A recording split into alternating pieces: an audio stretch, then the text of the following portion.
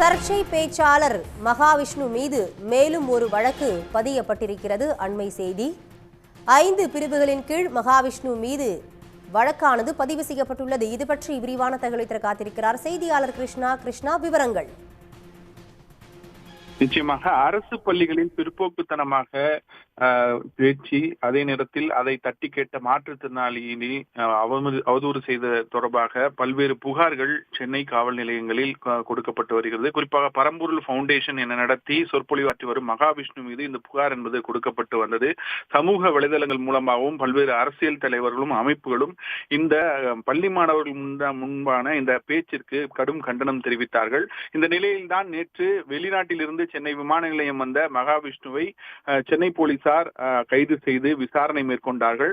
விசாரணை மேற்கொண்டதன் அடிப்படையில் சைதாப்பேட்டை காவல் நிலையத்தில் மாற்றுத்திறனாளியான விஜயராஜ் என்பவர் கொடுத்த புகாரின் அடிப்படையில் முதற்கட்டமாக அவர் மீது வழக்கு பதிவு செய்து கைது நடவடிக்கையை மேற்கொண்டார்கள்.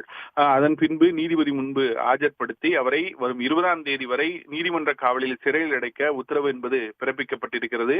குறிப்பாக சைதாப்பேட்டை காவல் நிலையத்தில் மட்டுமல்லாது திருவொற்றியூர் காவல் நிலையம் மற்றும் அசோக் நகர் காவல் நிலையம் என பல காவல் நிலையங்களில் கொடுக்கப்பட்ட ஒவ்வொரு புகார்களிலும் சட்ட ஆலோசனைகளை பெற்று அதன் அடிப்படையில் வழக்குகள் பதிவு செய்ய இருப்பதாக காவல்துறை தரப்பில் தெரிவிக்கப்பட்டிருந்தது.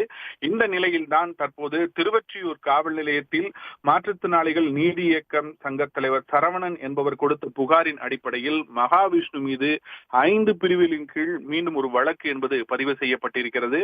குறிப்பாக மாற்றுத்திறனாளிகள் உரிமை சட்டம் உள்ளிட்ட 5 பிரிவுகளின் கீழும் இந்த வழக்கு பதிவு செய்யப்பட்டிருப்பதாக காவல்துறை தரப்பில் தெரிவிக்கப்பட்டிருக்கிறது. தொடர்ந்து மற்ற புகார்கள் தொடர்பாகவும் விசாரணை நடத்தி வழக்குகள் பதிவு செய்யப்படும் என காவல்துறை தெரிவித்துள்ளது.